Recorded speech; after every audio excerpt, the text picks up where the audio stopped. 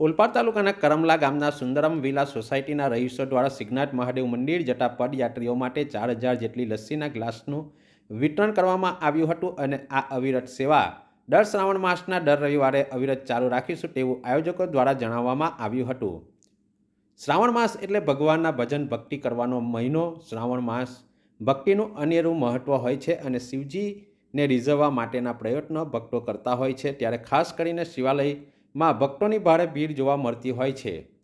છેલ્લા કેટલાક વર્ષોથી પવિત્ર શ્રાવણ માસ નિમિત્તે ઓલપાડ તાલુકાના કરમલા ગામે આવેલ સુંદરમ વિલામાં રહેતા મુકેશભાઈ મારવાડી અને તેના મિત્રો દ્વારા દર વર્ષની જેમ આ વર્ષે પણ પવિત્ર શ્રાવણ માસ નિમિત્તે હજારો સંખ્યામાં આવતા કાવડ તેમજ પદયાત્રીઓ માટે શ્રાવણના બીજા રવિવારે બમ બમ બોલે નાટના નાટ સાથે 4000 લસ્સી ગ્લાસનું વિતરણ કરવામાં આવ્યું હતું। આ લસ્સી વિતરણમાં માતા બહેનો, દીકરીઓ, યુવાનો અને કરમલા ગામના સુંદરમ વિલામાં રહેતા મુકેશભાઈ મારવાડી અને તેમના પરિવારજનો, સોસાયટીના રહીશો અને કરમલા ગામના સામાજિક તેમજ માજી સરપંચ ઘનશ્યામભાઈ પટેલ સહિત અનેક આગેવાનો આ સેવા કાર્યમાં જોડાયા હતા અને આ સેવા અવિરત ચાલુ રાખવા માટેનો આશાવાદ પ્રગટ કર્યો હતો।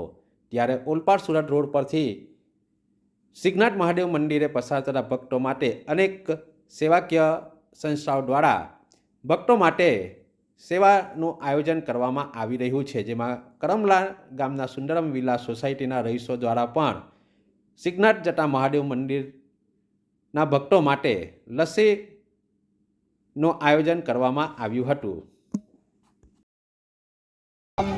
સુંદરમ વિલા સોસાયટી તેમાં પ્રમુખ દર્શન જનરલ સ્ટોર મુકેશભાઈ મારવાડી તરફથી આશરે 2000 ગ્લાસ જેટલું લસ્સીનું વિતરણ આજ પવિત્ર શ્રાવણ માસ નિમિત્તે જે પદયાત્રીઓ સિદ્ધનાથ મહાદેવ જે ચાલતા જાય છે તેમને